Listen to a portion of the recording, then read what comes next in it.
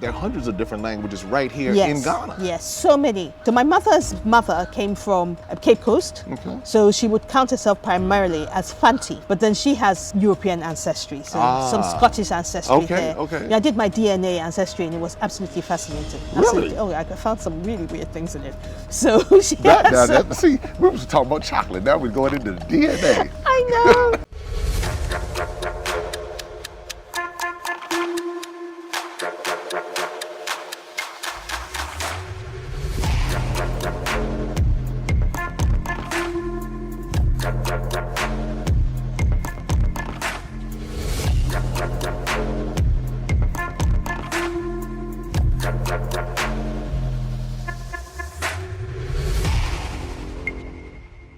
What's happening, everybody? Here again in Accra, Ghana, and I know that we featured this particular location in one of our documentary videos, and I always talked about the chocolate factory and it being a part of the Maximum Impact Experience. Well, I'm here today at Mansa Gold, and I'm talking to Preba, and you are the owner, founder, creator, visionary, you name it.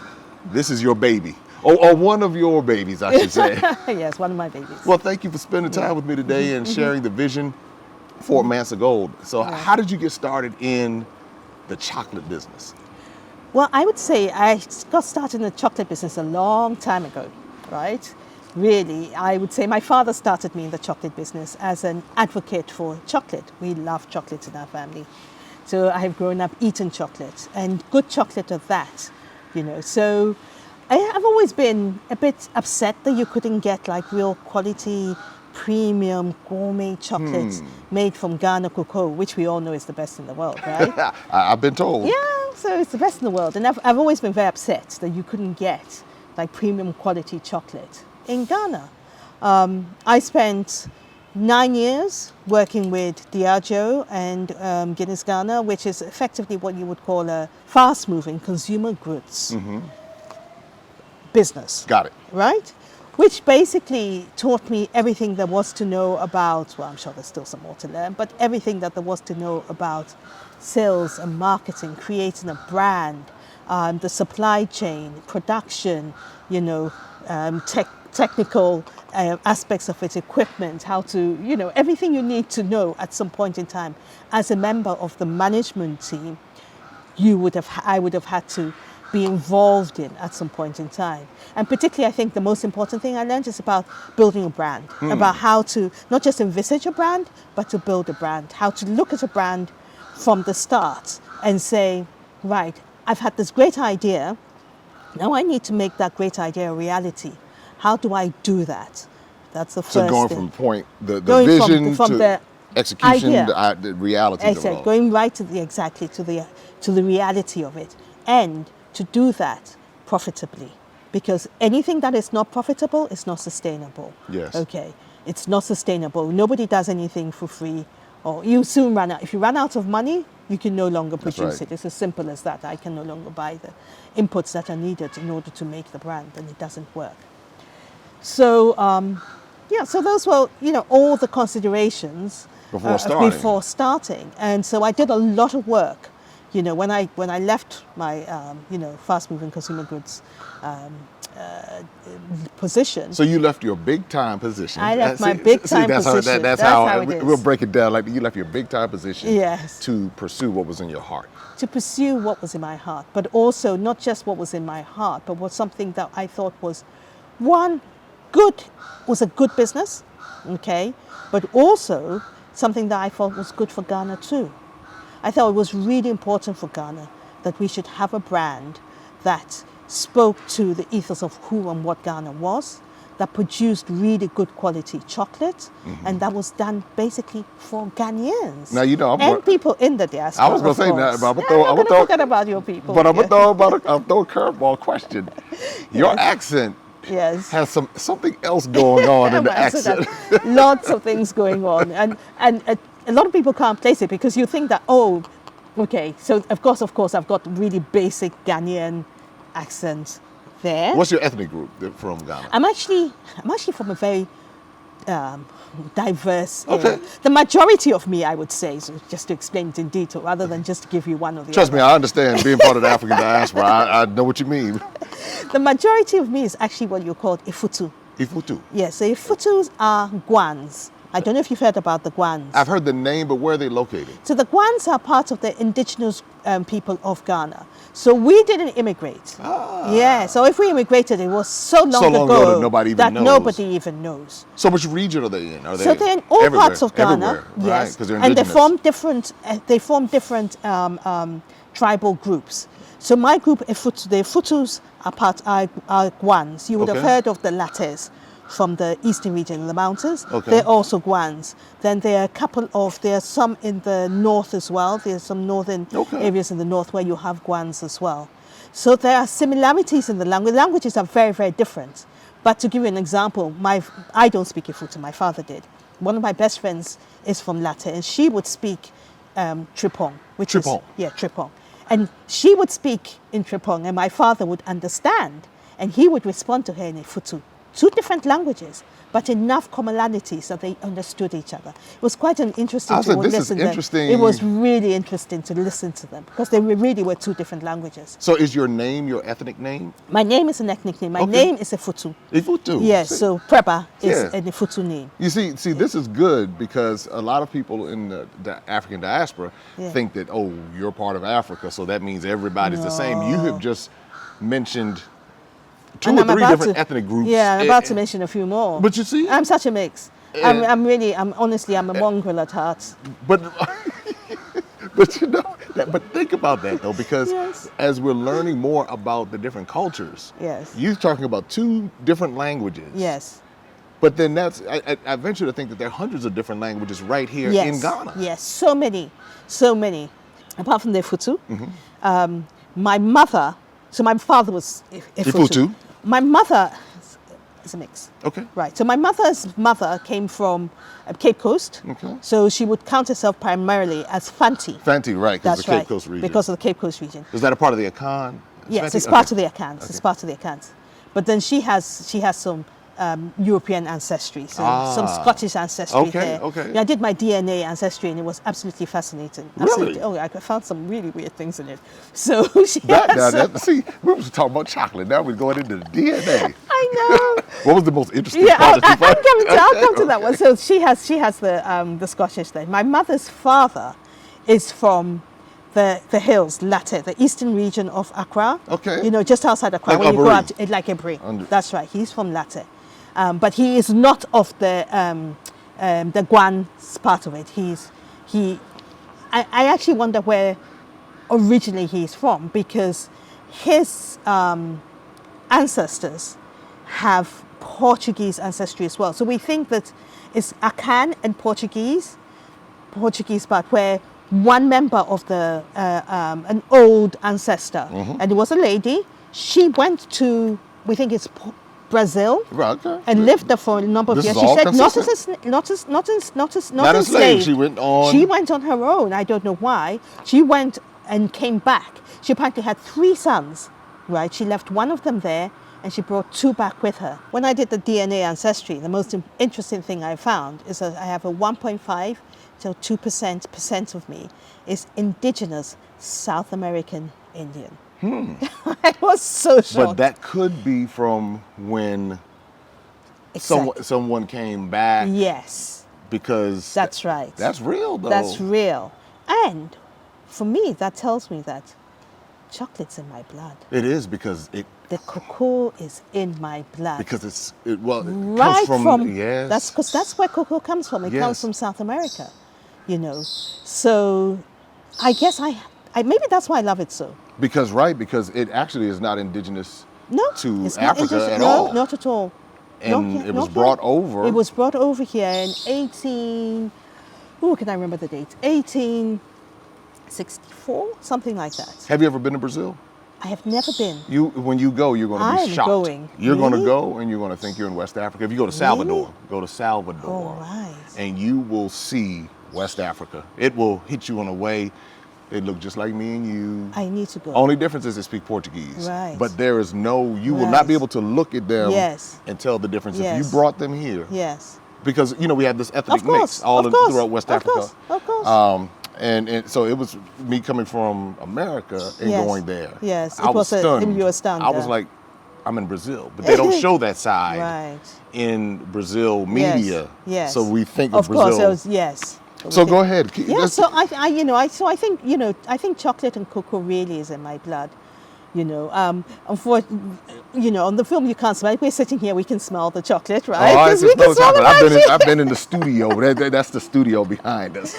I just think factory. yes, right. I think it's so much in my blood, and so I was so pleased to not just have the idea, but also for the idea to work out, for the financials of the idea to make sense, for the mechanics of it to make sense, for the supply chain to be feasible, so that we could do this and create this, and Yeah. and I think that's really what I wanted to do. And you can probably hear, I you can hear the birds. Those are parrots. That's a parrot. Yes, that's what they call the Senegalese parrots, and these little green and yellow and orange parrots. They're up in the tree. Wow. You're usually a troop of them. Well, they definitely have a high-pitched squeal They do. noise, They do. but that's part of the beauty of That's being here part in of the West beauty, Africa. exactly. And that for me, I wanted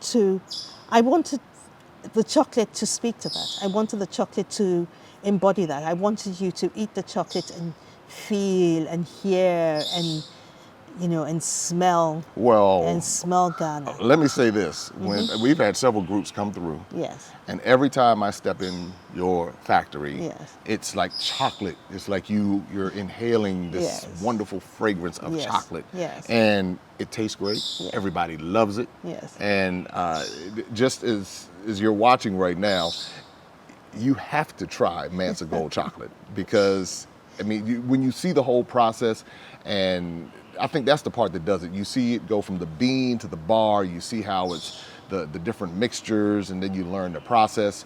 What that does is it gives you a greater appreciation for the chocolate. Now, how long have you been actually making chocolate in the business? Since 2020. Okay, so We are very new. Wow. Yeah. Well, then And we started in COVID times, so we were very brave. Very brave. Very brave. Because of the time when the machines were, paid for and shipped. That was just at the beginning of COVID, March 2020. Oh, really? And we didn't know what was going to happen. We didn't know what was going to happen. We didn't know if the world order was going to come to a complete and utter stop. That's right. Because back then, everything shut down. Everything shut down. I think they stopped flying Yes. for a while, and everything, Yes. stores were closed, restaurants closed. Yes, shipping was still going, which was good, which is how they good. got. But, the machines were on order, and I had to make the decision as to whether or not I was going to do it. So you decided to not. keep moving forward. I just decided to keep moving forward. So do you regret that decision? Not at all. I know it was the right decision. Absolutely the right decision. If I hadn't done it then, I wonder if I ever would have done it. Now that's a lot of, that right there is a point that I believe a lot of people could benefit from. There's a moment of fear, There's a moment. and then you have to make a decision. Yes. Some people retreat. Yeah.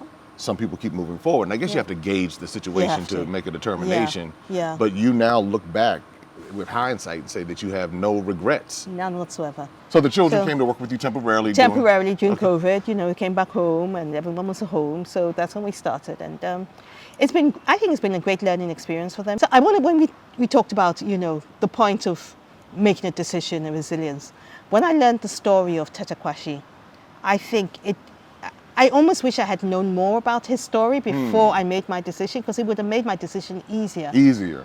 Because he is we don't make enough. We don't celebrate him enough. We don't celebrate him half. Tetakwashi. Yes. Now tell us a little bit about Tetakwashi. Yeah, Tetakwashi is the Ghanaian who brought cocoa. The seed. The seed, the bean. Yeah, that's to right. Ghana and started growing cocoa. So apart from the fact that he brought it from Fernando Po, which is an island off the west coast of Africa, where he had gone to go and get coal tar because he was a blacksmith, So he saw the cocoa being shipped from there and realized that it had value, and decided, well, two can play at this game. I'm going to get into this business too. I like that. Tetakwashi. Let me find out Tetakwashi. Yeah. So he decides to stay in Fernando Po for 5 years. His family thought he was dead. And so he stayed, and he was learning about this He was chocolate. learning all about the Cocoa. How to grow it, that's different. How to grow it, all about the bean. And the cocoa tree takes 5 years before it produces. Really? So Yes. so it took 5 years. It took 5 years. So he learned everything, I guess, everything he needed to know. After 5 years, he felt it. And he managed to, whether he bought beans or smuggled beans by whatever. So he came back home with some beans and started his farm. And here we are. And here we are. And waited 5 years for the first harvest. I think I gave you the wrong date, actually. Okay. When I said 18. But he started his first harvest. And I have a record of he was paid £4 apparently for his first harvest. £4? £4, £4 for his first harvest. Now I see a lot of people don't know the backstory on cocoa. A lot of people don't know the and backstory. now cocoa is all over the world. They still produce it in Central America and South That's right. America. I know they had a fungus or something attack the crops. They have in all sorts of things. And then they had something attack Ghana. Yeah, yes. And so that's why Cote d'Ivoire. So we have to. Cote d'Ivoire is the leading producer of cocoa in the world. But it's a healthy competition. It is a health. I went to the border of Ghana and Cote d'Ivoire. Yes. And I saw all of the cocoa beans. Yes, being dried. Oh, I'd never seen You've anything never seen like that. Nothing like that. Then I saw all the cocoa trees. It was amazing. It's amazing. It's amazing. I was like, it's what amazing. is this? It was, yeah. And so you get... And it's drying season now. It's harvesting season. Oh, right it is now. harvest. Yeah, because I saw them in the bags and I saw people harvesting them. Yes, the main harvest is happening now. It's just a different side that you don't know when you get that candy bar, when you get that Mansa Gold. Yeah, when you get the Mansa Gold. Notice that? You get the Mansa Gold candy bar and you taste it, it's like knowing where it came from and knowing that it's Ghanaian chocolate and it's supporting the Ghanaian industry, cocoa industry. I think that's, I think that's wonderful. Yeah, I think that's wonderful. I think it's wonderful. And now, from a first export of four British pounds, Ghana makes close to $4 billion annually. Just from cocoa. Just from cocoa. Well, in closing, what words of encouragement would you offer to everyone? Because I know that they're watching, they're seeing your journey. Some people have a vision. Some people have been doing things they might not have the confidence to jump out and do it. Yeah. But you had the confidence to do it. Yeah. And now you're able to reap the rewards from it. So how could you encourage someone? I would say if you have a dream, it's worth pursuing, but be realistic about your dream. Okay? It's not every dream that it's going to come to fruition. Yeah, I have lots of other dreams that haven't happened. Yeah. Understood. But, you have to be practical about your dream. For a dream to actually happen, you have to be practical. You have to think, can this make money? How? Do the work, okay? Don't just expect it to appear out of this, the ether, right? You have to do the work. You have to do the, build your business plan and do the financial modeling and do the design work and hire people to do the work that you cannot do. Oh, say that again. Hire people to do the work you cannot do. So I have a fantastic design team, who are able to take the constant stream of words that come out of my mouth and my ideas and make it look beautiful and say, right, give me options and say, we went through several iterations, but as soon as I saw the final logo, yes. I was like, that's it. As soon as I saw that. And someone else did that. You weren't trying to do it yourself. I didn't try and do it myself. They took what was in your brain and then it went to their brain and they created they brought the vision to life. They brought the vision to life. So if you know, let the professional do their job, So I think it's very important when you have a dream to be very practical about your dream. It's the practicalities and the nitty-gritty and the everyday doing the hard work that actually brings it to life. Okay. Well, we're here talking to Preba from Mansa Gold, and you have been given insight into the Mansa Gold experience. And what I encourage you to do is to try it for yourself. I always encourage people to see for themselves. Now I want you to try some Mansa Gold for yourself. And if you're in the Accra area and you're looking for, because they also offer tours where you can, for a certain amount of people, they offer tours where you can actually come and see the chocolate factory from the bean to the bar, so you can reach out to them as well. But just keep in mind, not only did we talk about chocolate, we talked about Ancestry, and you just dropped some business gems right there. There's some business gems. Don't try to do it all yourself. Yeah. Hire the professionals and allow them to do what they do best. Now, don't forget to subscribe, like, and share. We're bridging the gap between Africa and the African diaspora. We're highlighting businesses on both sides of the Atlantic, showing the similarities and telling our stories, changing the narrative, and just encouraging people to see another side of this part of the world. So until next time, take care and be safe. All right, so we just talked to Preba, and now I wanted to bring in Mariah because Mariah has been behind the scenes working with Mansa Gold before 2020. Tell me about the backstory that we might not have heard a few minutes ago as far as when Mansa Gold actually started and then when it started. Right. So I think what you need to know is that this business has really been in the works for quite some time, right? It's an idea my mom has had for quite a long time, since all the way back to when I was in university, right? Okay. So I was in university and she told me she wanted to start chocolate. I said, this is a fantastic business. I was so excited about it, but it was taking her quite a while to really, get all the pieces together. I think she wanted to make sure she did it properly. Yes. Do you know what I mean? She didn't just start in the kitchen and, And just start throwing stuff together. No, she really wanted to make sure she set down the perfect blueprint for a successful business, right? So that meant, doing a course herself in Italy. That meant getting the correct machinery. That meant getting the branding right, the story right, the product all set in stone. So literally, since maybe like 2016, 2015, I would ask her almost every year. I would say, oh, how's it going? Where are we now? How's it going? Where are we now? Always like eager to push her, you know what I mean? Obviously, she was engaged in her other side of work because she already had a 9-to-5, but I'll just be like, keep going, okay, so we're here, where's next?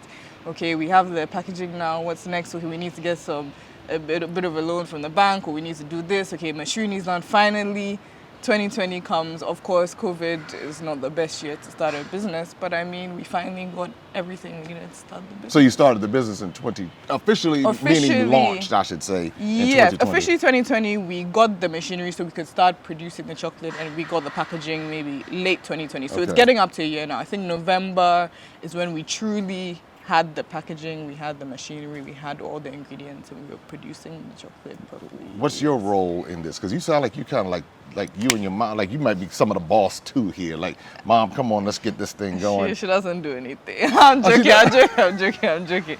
No, so I was mainly doing sort of sales and marketing, right? Probably since last year, 2020. 2020. We're in 2021, right? We are in 2021. So I'm a liar. I started 2021. Oh, wow. I started at the beginning of this year. So the beginning of this year. See, that's what happens when you get in business. You just lose track of time. Yeah. Because I was doing another job at first, and then beginning of this year, I decided I wanted to really immerse myself in this business. So I did sales and marketing. So more so business to business, finding hotel clients, supermarket clients. And connecting us with them to. So that's what you do. You go out and get people to carry Mansa Gold. Yes, essentially, yeah. And then also the marketing side of things. So that encompasses social media, encompasses content creation, encompasses editing, encompasses events planning, encompasses everything. I was stressed out, and then now, obviously, my brother, who was with us before, he did Oliver. Sort of like, Oliver did operations. He did a lot of things. He's like a pro in there. there. Yeah, so working. he was doing more so like stock checks, like helping the chocolate making, day-to-day sales as well. So now he's left us. I'm doing that as well as the sales and marketing now. Welcome to the world of being an entrepreneur. So I'm really just juggling quite a number of things, and then my mom was just on leave as well, so it was very hectic. But I mean, luckily I have a great. But this is a part of what you will carry on. Indeed. So that's why almost you have to be serious, because this is This is a part of. I mean, you've left your world to come here. Yeah, and if this fails, this is a family sort of business as well. So you want to be invested in it as a family member, because if it succeeds, you succeed as well, isn't it? Yeah. I mean, and that's the part that I'm seeing. The family business, and Oliver's not with us today. No, he's but not. If you see how he's the one who taught us how to make the chocolate, and he was showing us and giving us demonstrations when we've had our tours come through, and it was good to see the family in there doing it. That's the part. Serious family business. Well, I want to thank you for shedding light on your experience. Any other words you want to share with everyone as far as just encouragement or lessons learned or anything? I would just say it's a journey, and we're on that journey. It's been a lovely journey so far, thanks to people like Jay and a lot of other big supporters in Ghana. We're really looking forward to taking Mansa Gold, not just to Ghana, but to the world. So follow us on Instagram and Twitter, mansa.gold, and try our chocolate and love our brand. That's it. That's it. Be sure to follow them at it's mansa.gold. Mansa.gold. Mansa.gold. Make sure that you can find them on IG, and you said Twitter as well? Twitter, Mansa Gold GH. Yeah. Mansa Gold GH. And what's your website? Website is www.mansa.gold. Mansa.gold.com? Mansa.gold. We're different. We don't have a .com. Oh. Exclusive. Hold on. Mansa.gold. I think I need to give me a .gold. Yeah. What have I been doing? Serious. We're not playing games over here. Mansa.gold. Can I give me a .gold? Is that something? You can. You can buy a domain. I'm going to give me a .gold now. All right. Be sure to like, subscribe, and share. And please be sure to follow Mansa.gold. Until next time, take care, be safe. Open up your eyes and see all the fun and mystery. Take an African adventure with Darren and Destiny. From the mountains to the shore, so many things to explore. Take an African adventure with Darren and Destiny. The Adventures of Darren and Destiny. And Darren and Destiny are twin brother and sister, and you go on their adventures throughout the African diaspora, meaning so African diaspora destinations, primarily focused in Africa, but we go to South America, we're going to go to the Caribbean. Their first book is going to take you to Ghana, and then we're going to go on a safari, and from there we're going to go to Ethiopia, and then we go to Salvador, Brazil. And what the goal is to be able to inspire curiosity in the continent of Africa, in our children from a very young age, and to really tell a more accurate story. Most of our children are exposed to negative images, late night infomercials about how bad things are, everybody's sick, everybody's poor, everyone's uneducated, but that's simply not true. So what Darren and Destiny and their family do is they go to different African destinations. They are learning about these different places. You're beginning to see positive images, but still telling the truth. I mean, that's the important thing, to tell the truth about some of the things that have occurred. But it's all done on a children's level, so they begin to understand it. And it begins to pique their curiosity. They begin to learn more. And hopefully one day they will want to explore and visit the continent of Africa and its many countries. There's just so much that Darren and Destiny are able to do, and as they're doing it, it's like they begin to open the minds of a new generation, and they don't get bombarded and indoctrinated with negativity. They're actually able to see positivity and inspiring images and messages about the African diaspora, as well as those who are still indigenous to the continent of Africa, and they begin to learn more and just see things differently. So I'm excited about introducing the Adventures of Darren and Destiny.